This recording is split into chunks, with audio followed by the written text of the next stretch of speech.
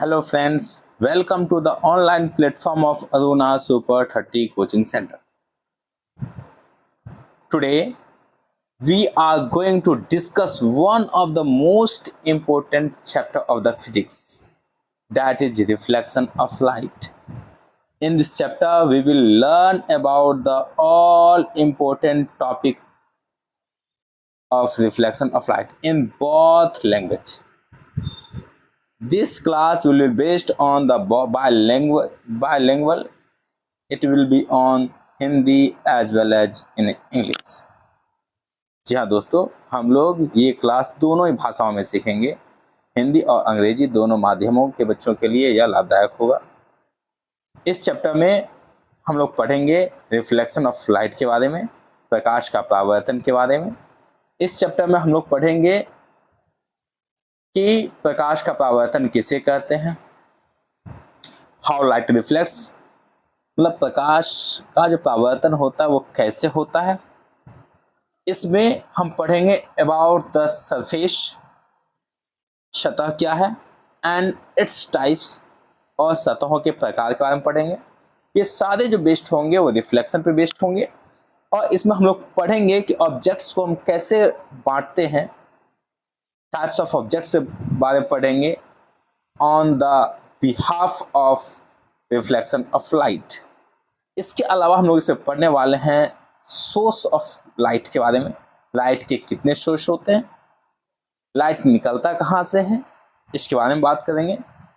दोनों ही भाषाओं में, हिंदी और इंग्लिश दोनों भाषाओं में हम लोग आज सीखने वाले हैं। Let's begin. हम लोग स्टार्ट करते हैं आज का टॉपिक। आपने अपने जीवन में कभी ना कभी बॉल को फेंका ही होगा। कभी ना कभी अपने जीवन में आप किसी ना किसी बॉल को किसी सतह पे आप फेंके होंगे। मान लीजिए कि एक व्यक्ति है, एक बच्चा है जिसके पास एक बॉल है, वो बॉल को फेंका दीवार पे। जब कोई बच्चा बॉल को दीवार पे फेंकता है तो क्या होता है, दीवार से टकरा के वह परावर्तन होता है, रिफ्लेक्ट होता है। Means when a child strikes a ball on a surface, after hits on a surface, the ball will be bounced back. That is known as the reflection of ball.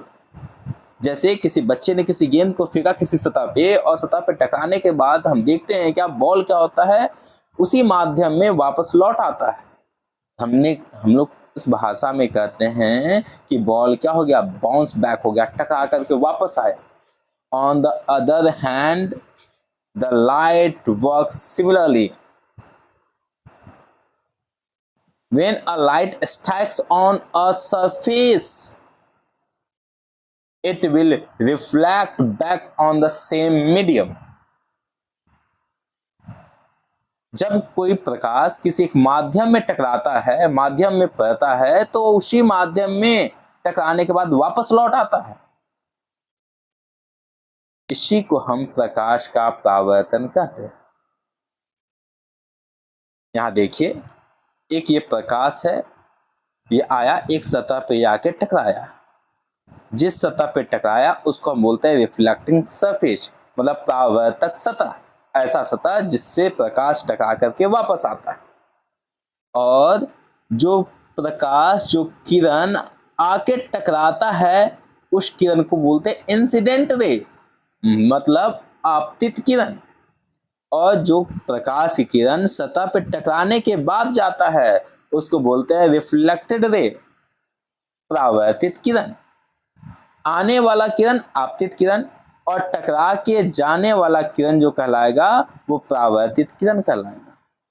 लेकिन अगर आप ध्यान से देखें इस चित्र को, तो आपको यहाँ पे एक और दिया गया है। ये सतह है, सतह के जस्ट नॉर्मल लंबवत एक रेखा है। ऐसी रेखा जो सतह पे लंबवत हो उसको बोलते हैं नॉर्मल। क्या बोलते हैं, नॉर्मल। हिंदी में इसको लंब बोलते हैं या अभिलंब बोलते हैं। अगर इसकी बात करें इंग्लिश में परिभाषा की, the light which strikes on a surface, that light is known as the incident ray. Means a ray which strikes on a surface that is known as the incident ray, and a ray after strikes on a surface it reflect, that is known as the reflected ray. Means bounced ray is known as the reflected ray, and the ray which is parallel to the surface, that is known as which a ray that is perpendicular to the surface, that is known as the normal. ऐसा किरण जो सतह पे लंब हो उसको बोलते हैं normal, और हिंदी में इसी को बोला जाता है अभिलंब। अब यहाँ बात करेंगे हम सतह के बारे में। किसके बारे में? सतह के बारे में। तो हम लोग देखते हैं सतह को दो भागों में बांटा जाता है। कितने भागों में? सतह को दो भागों में बांटते हैं। एक तो ऐसा सतह जिसको बोलते हैं रेगुलर, रेगुलर मतलब हो गया प्लेन, एकदम समतल सतह। एक हो गया इरेगुलर, इरेगुलर मतलब जो सतह समतल ना हो, जो सतह समतल ना हो उसको बोलेंगे इरेगुलर सतह, और जो सतह समतल हो उसको क्या बोलेंगे? रेगुलर सतह। मतलब एक सतह बिल्कुल स्मूथ होगा, प्लेन होगा, और एक सतह क्या होगा? वक्री होगा, प्लेन नहीं होगा, उबड़ खाबड़ होगा, रफ सरफेस भी इसको बोलते हैं। ठीक, तो अब इसमें देखते हैं दोनों जहां पे, दोनों सतह पे जब प्रकाश आएगा तो अलग अलग तरीके से वो बर्ताव करेगा।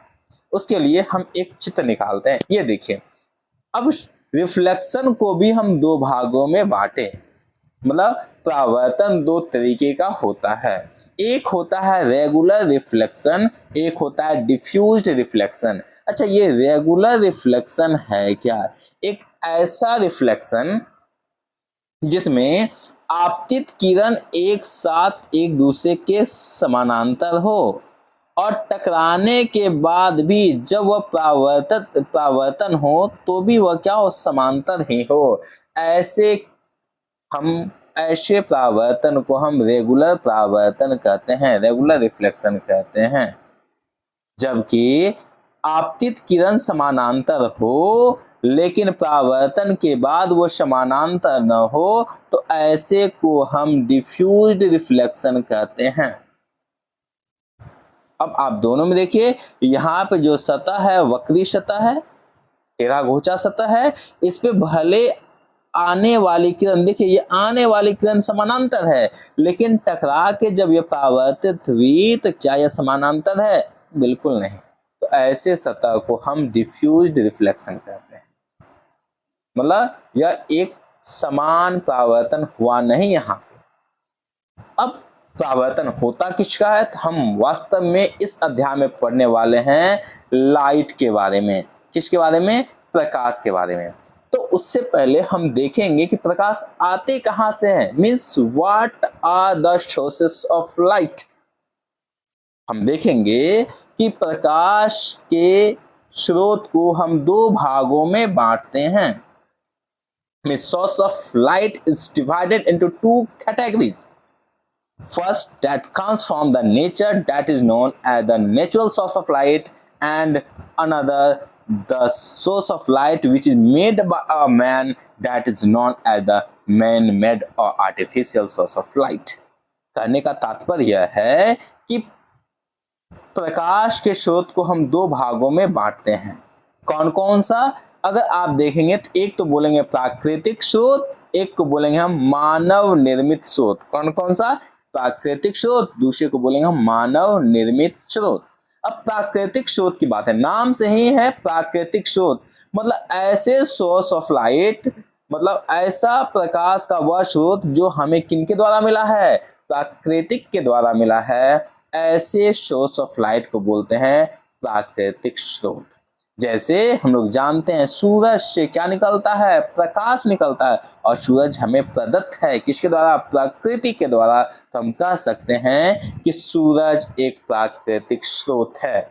उसी तरह से आप देखिए स्टार्स, मतलब तारे को देखिए, तारे किनके द्वारा दिया गया है? नेचर के द्वारा। तो तारे भी जो है नेचुरल सोर्स ऑफ लाइट है। इसके अलावा बात करें फायर फ्लाई, जिसको हम हिंदी में भग जुगनी कहते हैं, जुगनू भी कहते हैं, वो देखिए मानव के द्वारा बनाया नहीं जाता है, वो मिलता है हमें प्राकृतिक के द्वारा, इसलिए वो भी प्राकृतिक स्रोत है प्रकाश का। उसी तरह से अगर हम दूसरी बात करें तो मानव स्रोत की बात करें तो मानव स्रोत में देखिए जैसे टॉर्च, टॉर्च क्या है? मानव स्रोत है। क्यों? क्योंकि टॉर्च को बनाने वाला इंसान होता है और इससे भी प्रकाश निकलता है, इसलिए टॉर्च जो है वो man made source of light है, मानव के द्वारा बनाया गया है। कैंडल की बात करें मोमबत्ती के द्वारा, यह भी मानव के द्वारा बनाया गया है। बल्ब की बात करें, जो हमारे घर में बल्ब जलता है वो भी मानव के द्वारा बनाया गया है। ट्यूबलाइट की बात करें तो यह भी मानव के द्वारा बनाया गया है, इसलिए यह मानव निर्मित स्रोत है प्रकाश का। अब हम लोग आगे बढ़ते हैं। अब हम लोग चलते हैं, देखिए कुछ उदाहरण है यहाँ पे, देख सकते हैं तो आप। जैसे एक हम उदाहरण लिए हैं स्टार, ये तारा। तारा देखिए किसके द्वारा? प्रकृति के द्वारा। अब देखिए वेलकोनी, जब ज्वालामुखी उठता है तो ज्वालामुखी से भी क्या निकलता है? प्रकाश निकलता है लावा मैग्मा के साथ साथ, तो वो भी प्रकाश वहां से निकला है, नेचर के द्वारा दिया गया है। इसके वोल्केनो भी होता है, वो नेचुरल सोर्स ऑफ लाइट है। अब देखिए खासकर बरसात के मौसम में आप देखते हैं कि आकाश में बहुत सारी बिजली चमकता है, और बिजली चमकता है तो प्रकाश निकलता है, और वो भी प्रकृति के द्वारा प्रदत्त है, इसलिए लाइटनिंग जो है, बिजली जो है, वो भी नेचुरल सोर्स ऑफ लाइट है। फायरफ्लाई की बात करें, भगजुगनी का, यह भी प्रकृति के द्वारा प्रदत्त है, इसलिए यह प्राकृतिक स्रोत है किसका? प्रकाश का। हम दूसरी तरफ बात करें, कैंडल की बात करें, मोमबत्ती का, यह मानव के द्वारा बनाया जाता है, इसलिए मानव स्रोत में आता है। उसी तरह बल्ब की बात कीजिए तो बल्ब भी मानव के द्वारा बनाया जाता है, इसलिए बल्ब भी मानव निर्मित स्रोत है। उसी तरह से लैंप और ट्यूबलाइट, ये सब मानव निर्मित है, इसलिए इसको मानव निर्मित स्रोत कहते हैं प्रकाश का। अगर हम बात करें कि जितने भी वस्तु हैं उसको हम दो भागों में बांट सकते हैं, किसके आधार पे? तो सोर्स ऑफ लाइट के आधार पे, प्रकाश के स्रोत के हिसाब से हम वस्तु को दो भाग में बांट सकते हैं। कहाँ? एक तो है लुमिनियस ऑब्जेक्ट, दूसरा है नॉन लुमिनियस ऑब्जेक्ट। अब ये क्या होता है? लुमिनियस ऑब्जेक्ट ऐसे ऑब्जेक्ट को कहते हैं जिसके पास अपना प्रकाश हो, उसको बोलते हैं लुमिनियस ऑब्जेक्ट। प्रदीप्त वस्तुएं उसको कहते हैं। और दूसरा होता है अप्रदीप्त वस्तुएं, ऐसी वस्तुएं जिसके पास अपना प्रकाश नहीं होता है। जैसे अगर बात करें स्टार, तारा, तारा के पास अपना प्रकाश है, इसलिए तारा जो है लुमिनियस ऑब्जेक्ट है, प्रदीप्त वस्तुएं हैं। जबकि चंद्रमा की बात करें तो चंद्रमा के पास अपना तारा, अपना प्रकाश नहीं है, वह सूरज की प्रकाशों के कारण चमकता है। क्योंकि चंद्रमा के पास अपना प्रकाश नहीं है, इसलिए यह अप्रदीप्त वस्तुएं कहलाई। उसी तरह से और बहुत सारे एग्जाम्पल देख सकते हैं। सूरज जो है इसके पास अपना प्रकाश है, फायरफ्लाई जो है इसके पास अपना प्रकाश है, इलेक्ट्रिक बल्ब जलाते हैं तो उसके पास अपना रोशनी होता है, ट्यूबलाइट है इसके पास अपना रोशनी है, अगर किसी मोमबत्ती को जलाते हैं तो उसके पास अपना रोशनी होता है। ठीक, इसके अलावा कोई टॉर्च जलाते हैं तो उसके पास अपना रोशनी है। ये सब क्या हुआ? ये ऐसे स्रोत हैं जिनके पास अपना प्रकाश है, इसलिए इसे बोलते हैं लुमिनियस ऑब्जेक्ट। क्या बोलते हैं इसको? लुमिनियस ऑब्जेक्ट, मतलब प्रदीप्त वस्तुएं। जबकि यहाँ पे आप देख सकते हैं जो प्लैनेट्स हैं, जो ग्रह हैं, कोयले हैं, कपड़ा का टुकड़ा हो गया, लकड़ी हो गया, ब्रश हो गया, हाउसेस हो गए, मतलब घर हो गए, पत्थर हो गए, इन सब के पास अपना प्रकाश है ही नहीं, इसलिए इसको अप्रदीप्त वस्तुएं और इंग्लिश में इसको नॉन लुमिनियस ऑब्जेक्ट कहा जाता है। इसके आगे हम लोग बढ़ते हैं, कुछ उदाहरण देखते हैं। जैसे यहाँ पे देखिए कुछ उदाहरण लिया गया। लुमिनियस सन देखिए चमकता है, जबकि मून क्या है? उसके पास अपना प्रकाश नहीं है। क्या कुर्सी के पास अपना प्रकाश होता है? नहीं, इसलिए यह अप्रदीप्त वस्तुएं कहलाई। क्या कहलाई? अप्रदीप्त वस्तुएं कहलाई, ठीक ना? कैसी वस्तु? अप्रदीप्त वस्तुएं कहलाई। किताब के पास क्या अपना प्रकाश होता है? बिल्कुल नहीं, इसलिए अप्रदीप्त वस्तुएं। जबकि देखिए टॉर्च के पास अपना प्रकाश होता है, वो कहलाया प्रदीप्त वस्तुएं। कौन सा वस्तु? प्रदीप्त वस्तु कहलाया। उसी तरह से बहुत सारे एग्जाम्पल है, आप देख सकते हैं। आगे बात करेंगे हम, देखते हैं। अब हम वस्तु को हम वास्तव में हम तीन प्रकार से और भी बांट सकते हैं। किसके आधार पे? तो लाइट पासिंग थ्रू देम, क्या उससे प्रकाश पास कर रहा है या नहीं, इसके हिसाब से भी हम ऑब्जेक्ट्स को बांट सकते हैं तीन भागों में। अगर पहला देखिए ट्रांसपेरेंट, इसको हिंदी में बोलते हैं पारदर्शी। क्या बोलते हैं? पारदर्शी।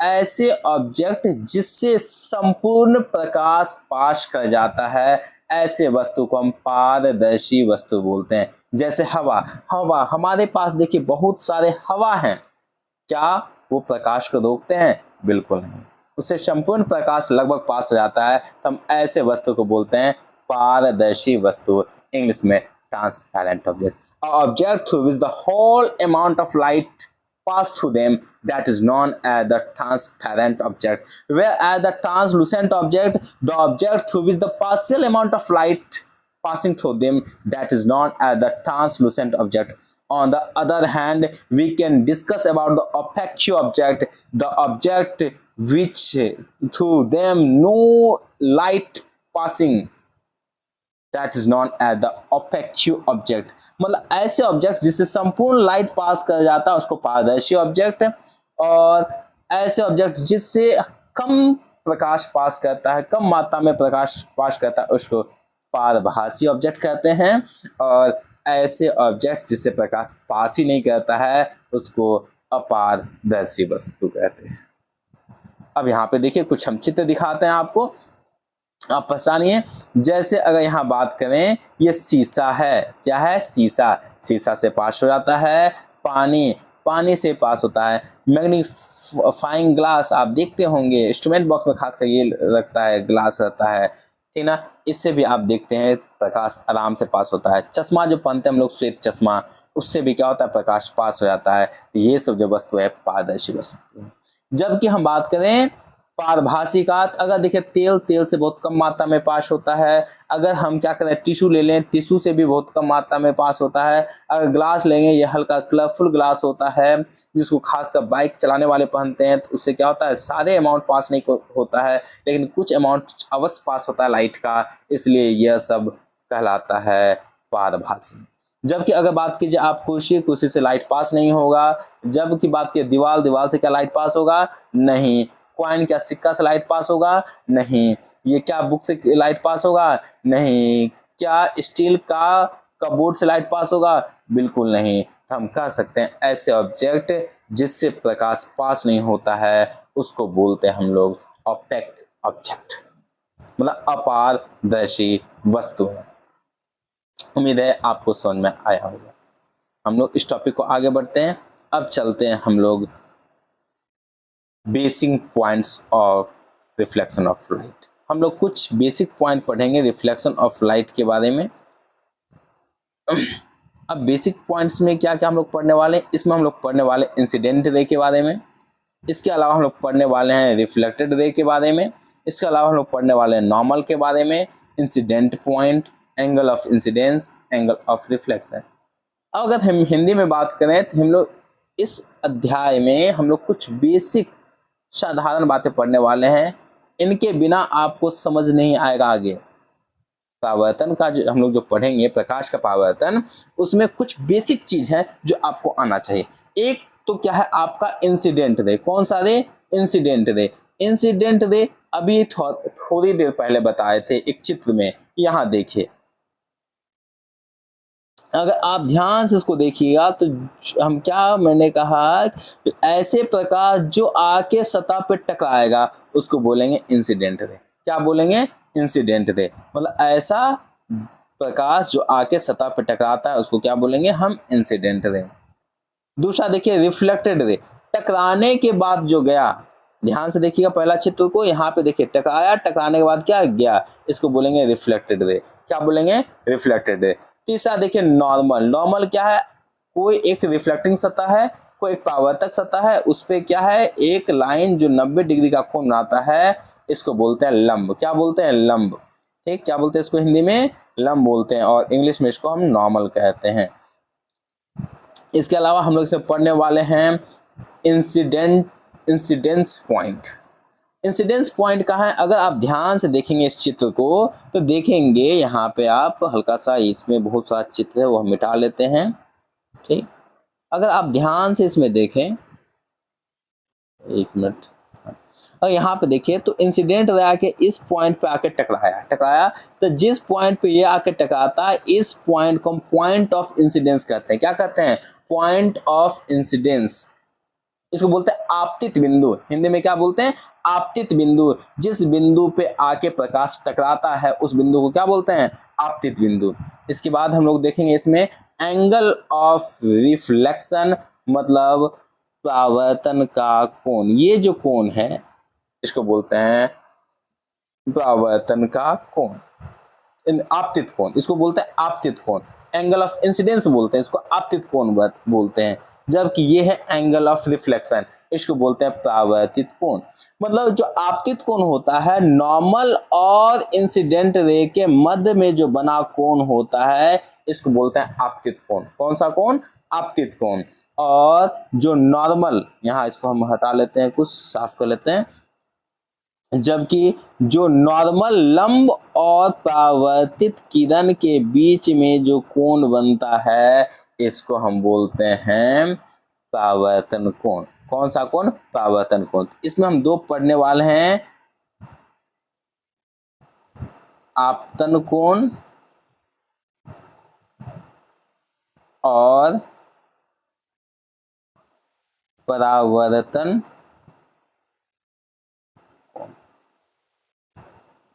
आपतन कोण मतलब आपतित किरण और लंब के बीच में जो बना कोण होगा यह आपतन कोण कहलाएगा, और परावर्तित किरण और लंब के बीच में जो बना कोण होगा वो परावर्तन कोण होगा। ठीक, इसी को इंग्लिश में बोलते हैं एंगल ऑफ इंसिडेंस, इसको बोलते हैं एंगल ऑफ रिफ्लेक्शन। अगर हम बात करें इंग्लिश में भी देख लीजिए, the angle between normal and incident ray, that is known as angle of incidence, and the angle between normal and the reflected ray, that is known as angle of reflection। उम्मीद है कि आपको समझ में आया होगा। आगे हम लोग बढ़ते हैं। इसके अलावा इसमें हम लोग ये सब सारे टॉपिक देख लिए। इसके अलावा हम लोग बढ़ते हैं आगे।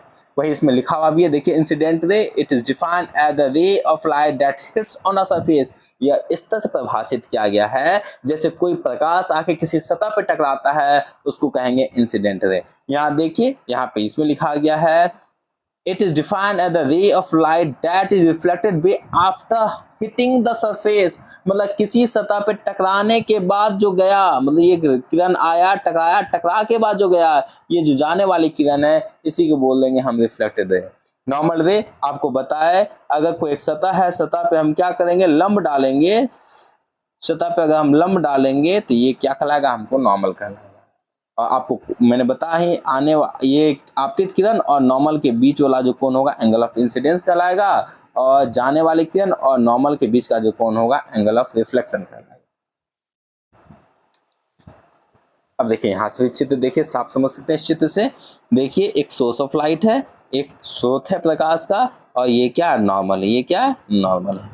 और ये क्या है? रिफ्लेक्टिंग सतह है जहाँ पे प्रकाश का परावर्तन होता है। देखिए आपतित किरण और लंब के बीच का एंगल ऑफ इंसिडेंस कहलाया आपतन कोण, और लंब और परावर्तित किरण के बीच का कहलाया एंगल ऑफ रिफ्लेक्शन। ठीक ना? ये हो गया आपका आपतन कोण, ये हो गया आपका परावर्तन कोण। अब यहाँ पे सेम वही देखिए, आपतन कोण को हम लिखते हैं आई से, जबकि परावर्तन कोण को लिखते हैं आर से। इस चैप्टर में जब हम आगे पढ़ेंगे तो अधिकांशतः यूज करेंगे आई और आर। जब आई बात करेंगे तो ये आपतन कोण हो गया, आर बात करेंगे तो ये परावर्तन कोण हो गया। इंग्लिश में I reference to the angle of incidence, whereas the R refers to angle of reflection r refers to angle of reflection। It clear? हम आगे बढ़ते हैं। सेम आगे देखिए, यहाँ पे और दिखाया गया है। अब देखिए सेम वही है, इसको क्लियर कट में दिखाया गया, वहाँ हल्का धुंधला था इसलिए आगे दिखाया गया। आने वाला किरण यहाँ देखिए इंसिडेंट रे, जाने वाला किरण रिफ्लेक्टेड रे, और बीच में ये आपका हो गया क्या? नॉर्मल। आगे देखते हैं। सेम हम बात करेंगे law of reflection of light, मतलब प्रकाश के परावर्तन के दो नियम हैं। कौन कौन सा नियम? फर्स्ट नियम की बात करें उसमें बोला जाता है आपतित किरण, लंब और परावर्तित किरण तीनों एक ही सतह के एक ही बिंदु पे मिलती है। देख लीजिए आप, ये अगर इस चित्र को आप ध्यान से देखेंगे तो इस चित्र में आपको क्लियर हो जाएगा कि जो आने वाली किरण है ये आपतित किरण, देखिए ये क्या है, लंब है, और ये क्या परावर्तित किरण है। तीनों देखिए एक ही सतह पे मिल रहा है ना, और एक ही बिंदु पे मिल रहा है। दूसरा इसका जो नियम होता है, आपतन कोण, ये कोण आपतन कोण और परावर्तन कोण ये आपस में क्या होगा, बराबर होगा। अगर इंग्लिश में बात करें तो there are two laws of reflection of light, first incident ray, normal and reflected ray all lies in a same plane at a same point. First and the second law is angle of incidence and the angle of reflection will be equal. Means अगर angle of incidence 45 है तो definitely होगा कि angle of reflection भी कितना होगा, 45 degree होगा। अब यहां से बहुत बार क्वेश्चन पूछा गया है, एग्जामिनर कभी कभी क्वेश्चन पूछ लेता है। मान लीजिए कभी ऐसा क्वेश्चन पूछता है एग्जामिनर, मान लीजिए एक सतह है, इस पे एक किरण आई, वह सतह के साथ 40 डिग्री का कोण बनाए, सतह के साथ 40 डिग्री का कोण बनाइए, तो बताइए उसका परावर्तन कोण कितना होगा। अच्छा अब देखिए ये आएगी तो ये जाएगी भी, तो हम क्या बोले, अब यहाँ पे एक आप लंब डाल लीजिए, ये लंब क्या होता है 90 डिग्री पक्का है। अगर ये 40 है तो 40 में हम कितना जोड़े कि 90 हो जाए, ये क्या होगा 50। अब देखिए ये 50 है तो डेफिनेटली ये भी कितना होगा 50 ही होगा, तो परावर्तन कोण कितना डिग्री का होगा 50 डिग्री का। बच्चे क्या करते हैं, ये 40 देख लेते हैं और 40 में टिक लगा देते हैं, बिल्कुल नहीं। आपको क्वेश्चन देखना है, क्वेश्चन समझना है, फिर आपको क्वेश्चन हल करना है, क्योंकि एग्जामिनर जानबूझ के कभी कभी क्या करता है, कंफ्यूज करता है। अगर आप ध्यान से देखिए एक और क्वेश्चन पूछा गया है, मान लीजिए कि कोई एक परावर्तक सतह से कोई एक किरण आके टकरा के गया, और टकराने के बाद उसका सतह के साथ जो कोण बना वो 35 डिग्री का है। बताओ वह सतह के साथ आपतित किरण कितना डिग्री का होगा। सतह के साथ आपतित किरण मतलब ये पूछा है, सतह के साथ आपतित किरण उतना ही होगा जितना सतह के साथ परावर्तित किरण होगा। अगर ये 35 है तो पक्का ये भी कितना होगा 35 डिग्री ही होगा।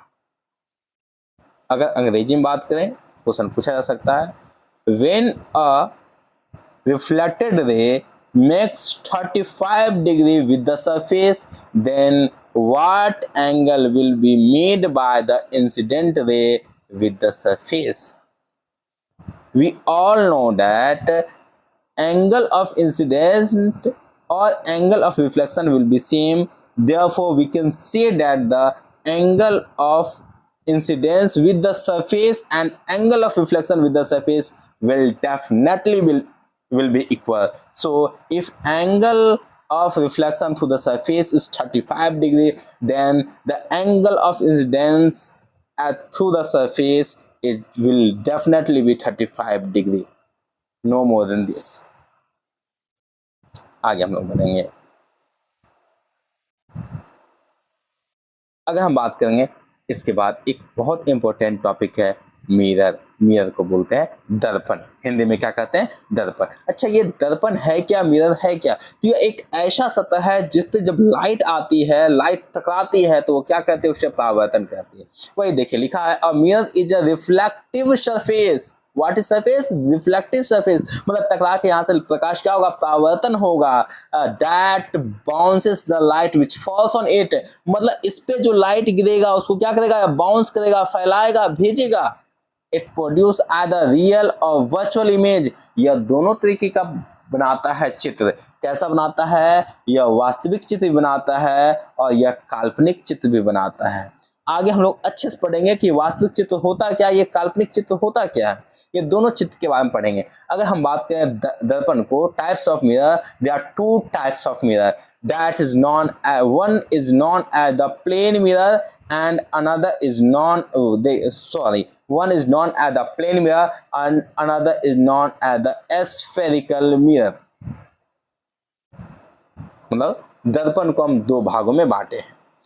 दर्पण के दो भाग हैं, हम पढ़ते हैं दो प्रकार के दर्पण के बारे में पढ़ते हैं। एक तो आपका समतल दर्पण है, दूसरा जो है गोलीय दर्पण है। कौन सा? गोलीय दर्पण। लेकिन अगर आप इसको देखेंगे तो you will see here the concave and the convex mirror. तो भाई ये आया कहाँ से कॉनकेव और कॉन्वेक्स?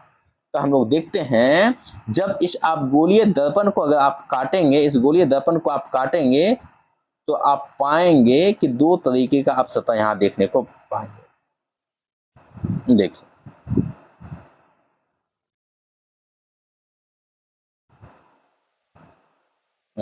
देखिए गोलीय दर्पण को हमने काटा तो दो तरीके का हमको सरफेस मिला है ना। यहाँ देखिए तो एक सरफेस आपको देखिए हूबहू स्केच, अगर सोचिए इसका हम इधर वाले भाग को हम पेंट कर दे, रंग दे, तो आपको मिल जाएगा कॉन्वेक्स मिरर। अगर हम इसके बाहरी सतह को अगर हम रंग दें तो ये हो जाएगा आपका कॉनकेव मिरर। मतलब हम दर्पण को दो भाग में पढ़ते हैं, दो पार्ट पढ़ते हैं दर्पण का, एक तो समतल, एक तो बोलते हैं गोलीय दर्पण। गोलीय दर्पण को हम दो भाग में पढ़ेंगे, एक को बोलेंगे कॉनकेव, दूसरा को बोलेंगे कॉन्वेक्स। मतलब उत्तल दर्पण, अवतल दर्पण। कौन सा? अवतल और उत्तल। अब ये क्या है? कॉनकेव मतलब होता है, इसको बोलते हैं अवतल दर्पण। कौन सा दर्पण? अवतल दर्पण, अवतल दर्पण। और कॉन्वेक्स बोलते हैं उत्तल दर्पण। कौन सा? उत्तल दर्पण की बात करेंगे। मतलब एक दर्पण जिसका परावर्तक सतह अंदर की तरफ हो तो उसको बोलेंगे अवतल दर्पण, और ऐसा दर्पण जिसका परावर्तक सतह बाहर की तरफ हो उसको बोलेंगे उत्तल दर्पण। अगर आप इस चित्र को देखेंगे तो आप यहां से देखेंगे इन दोनों दर्पणों के बीच में कुछ ना कुछ पीछे में दिया गया है, पेंट किया गया। ये जो भाग देखते हैं, एक मिनट हम आपको चित्र के साथ दिखाते हैं, इसको कम मिटाने दीजिए। अगर आप ध्यान से देखिएगा इसमें देखिए पीछे ये रजित किया गया, आप ध्यान से देखते हैं, इसको बोलते हैं कोटिंग। क्या क्या क्या? कोटिंग किया। आखिर ये किसका क्या होता है? AgNO3 का। किसका? AgNO3 का, सिल्वर नाइट्रेट का। किसका? सिल्वर नाइट्रेट का ये कोटिंग किया जाता है ताकि ज्यादा से ज्यादा प्रकाश इससे क्या हो? परावर्तन हो। अब एक एक करके हम लोग पढ़ने वाले हैं। अगर आप ध्यान से देखेंगे ये चित्र है हमारा गोलीय दर्पण का, ठीक। इसमें भी हम लोग बहुत सारे पॉइंट्स के बारे में पढ़ने वाले हैं। अब ये तत्काल के देख लीजिए क्या होता है। अगर इस चित्र को आप ध्यान से देखेंगे तो आपको यहाँ दिखाई देगा एक गोलीय दर्पण है। यहाँ पे ध्यान से देखिए गोलीय दर्पण है, इसमें हमने लिया है अवतल दर्पण को। कौन सा? अवतल दर्पण को। अच्छा, ये जब गोलीय दर्पण होगा, अगर सोचिए आप किसी एक गोल चीज को, अगर गोल चीज है तो ये कहीं ना कहीं एकदम सेंटर से, केंद्र से क्या होगा? गोल खींचा गया होगा। जिस सेंटर से, जिस केंद्र से इस गोल को खींचा होगा, इस केंद्र का नाम होता है वक्रता केंद्र। क्या कहते हैं? वक्रता केंद्र। That is known as the centre of curvature. Actually it is the centre of the mirror, so it is known as the centre of curvature. And a ray which passes through the center, the ray is known as the principal axis. What is known as the principal axis? Means मुख्य अक्ष कहते हैं इसको। क्या बोलते हैं इसको? मुख्य अक्ष बोलते हैं, ठीक। अगर आप देखेंगे तो ये मुख्य अक्ष जो है यह दर्पण को एक बिंदु पे काट रहा है। अगर ध्यान से देखेंगे दर्पण को इस बिंदु पे काट रहा है। जिस बिंदु पे दर्पण को काटता है उसको कहते हैं पोल। इंग्लिश में कहते हैं पोल और हिंदी में कहते हैं ध्रुव। क्या कहते हैं? हिंदी में ध्रुव कहते हैं। तो यहाँ हो गया ध्रुव को हम P से रिप्रेजेंट करेंगे, P से दिखाएंगे। वक्रता केंद्र को हम C से दिखाएंगे, और C और P के बीच में एकदम होता है जिसको कहते हैं F। क्या बोलते हैं? F। इसको बोलते हैं फोकस। क्या बोलेंगे? फोकस। मतलब F से C की दूरी, F से C की दूरी और F से P की दूरी बिल्कुल क्या होगी? एक जैसी होगी। अगर आप ध्यान से देखें, अगर कोई एक दर्पण है तो उसकी ऊंचाई भी तो होगी। अगर ध्यान दिया जाए, अगर जैसे ये दर्पण है तो इसकी तो दूरी है, दोनों छोर से दूरी है। इसको बोलते हैं द्वारक। क्या कहते हैं इसको? द्वारक, अपर्चर। इंग्लिश में बोलते हैं अपर्चर, हिंदी में कहते हैं द्वारक, ठीक। क्या बोलते हैं? अपर्चर, और हिंदी में क्या कहते हैं इसको? द्वारक। ये अवतल दर्पण का था। ये है आपका उत्तल दर्पण।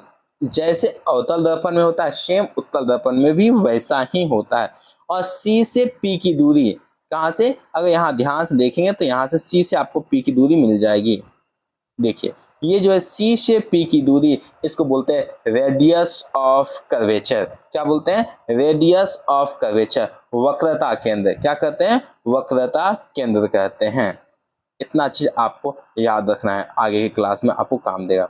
अगर आप ध्यान दीजिएगा इस यहाँ पे साफ साफ लिखा गया, अगर ध्यान से देखते हैं यहाँ पे देखिए पीसी, पीसी को रिप्रेजेंट करेंगे हम बड़ी की आर से, है ना, या बहुत सारे बुक में छोटी आर लिखते हैं, उससे कोई मतलब नहीं, इसको बोलते हैं रेडियस ऑफ कर्वेचर। क्या बोलते हैं? रेडियस ऑफ कर्वेचर, वक्रता केंद्र। ये देखिए सी है, सी को बोलते हैं centre of curvature, sorry centre of curvature को वक्रता केंद्र कहते हैं, जबकि रेडियस ऑफ कर्वेचर को त्रिज्या केंद्र बोलते हैं। क्या बोलते हैं? त्रिज्या केंद्र बोलते हैं। रेडियस ऑफ कर्वेचर क्या बोलते हैं? त्रिज्या केंद्र बोलते हैं।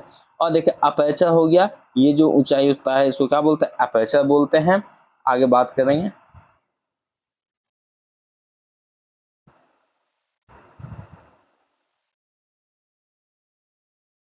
अब यहां देखते हैं, अब देखिए P से F की दूरी F है। क्या है? P से F की दूरी क्या है? F है। F मतलब हो गया, अगर आप बड़ी F, यहाँ देखिए P से F की दूरी को छोटी f से लिखते हैं। किसे लिखते हैं? छोटी f से लिखते हैं। छोटी f का मतलब हो गया फोकस दूरी। क्या होता है? फोकस दूरी। अगर आप ध्यान से इस टॉपिक को हम लोग देख लें एक एक करके, तो फिर से अगर रिप्रेजेंटेशन को देख लें तो f से हम देखें फोकस दूरी, बड़ी f से, बड़ी f से फोकस को इंग्लिश में बोलते हैं फोकल पॉइंट, छोटी f से दिखाते हैं फोकस दूरी को, जबकि P से दिखाते हैं पोल को मतलब ध्रुव को, C से दिखाते हैं सेंटर ऑफ कर्वेचर वक्रता केंद्र को, और R से दिखाते हैं रेडियस ऑफ कर्वेचर मतलब वक्रता त्रिज्या को। किसको दिखाते हैं? वक्रता त्रिज्या। और ये जो आपका प्रिंसिपल एक्सिस है इसको बोलते हैं मुख्य अक्ष। क्या बोलते हैं? मुख्य अक्ष। हिंदी इंग्लिश दोनों में आपको इतना याद रखना है। इसके आगे हम लोग जो पढ़ने वाले हैं पूरे मिरर अभी बाकी है, ये सिर्फ बेसिक चीज था मिरर का। अब पूरे जो हम लोग अध्याय पढ़ेंगे इसमें आने वाले अगले वीडियो में, उसमें हम लोग पढ़ेंगे प्लेन मिरर के बारे में, प्लेन मिरर क्या होता है, प्लेन मिरर के क्या क्या गुण होते हैं, इट्स प्रॉपर्टीज पढ़ने वाले हैं। इसके अलावा पढ़ने वाले हैं स्फेरिकल मिरर के बारे में, स्फेरिकल मिरर क्या है, उसके सारे गुण के बारे में पढ़ने वाले हैं। इसके अलावा हम रे डायग्राम भी सीखेंगे कि आखिर कोई भी कॉनकेव मिरर से कोई रे पास करेगा तो बताइए कहाँ से गुजरेगा, है ना। जैसे जैसे एक दो काल के लिए हम आपको समझा देते हैं। मान लीजिए कि एक आपका कॉनकेव मिरर है, अवतल दर्पण है, इसके बीचों बीच जाएगा मुख्य अक्ष। मान लीजिए इसमें मुख्य अक्ष होगा तो ये देखिए यहाँ पे होगा आपका P होगा, अभी बताए, फिर क्या होगा? F होगा, फिर क्या होगा आपका? C होगा। मान लीजिए एक कोई रे आया, एक रे मान लेते हैं हम समानांतर पास करवाए, किसके समानांतर? मुख्य अक्ष के समानांतर। तो ये जाएगा कहाँ से? तो हम आगे पढ़ने वाले हैं, ये अवश्य जाएगा कहाँ जाएगा? ये अवश्य जाएगा कहाँ से? फोकस से होते हुए जाएगा। कहाँ से जाएगा? फोकस से होते हुए जाएगा। ये पढ़ेंगे। मान लीजिए कोई एक किरण आया जो कहाँ से जाना चाहता है? F से जाना चाहता है, बताओ फिर जाएगा कहाँ से? हम पढ़ेंगे अगले क्लास में। जो किरण F से गया है वह टकराने के बाद क्या होगा? मुख्य अक्ष के समानांतर जाएगा। ये सब हम लोग अगले क्लास में ठीक से पढ़ने वाले। अगर ये वीडियो आपको अच्छा लगा होगा तो आप क्या करें, अपने दोस्तों को भी शेयर करें, लाइक करें, शेयर करें, सब्सक्राइब करें। हम इस तरह आपके लिए अच्छे अच्छे वीडियो लाते रहेंगे। तब तक के लिए धन्यवाद।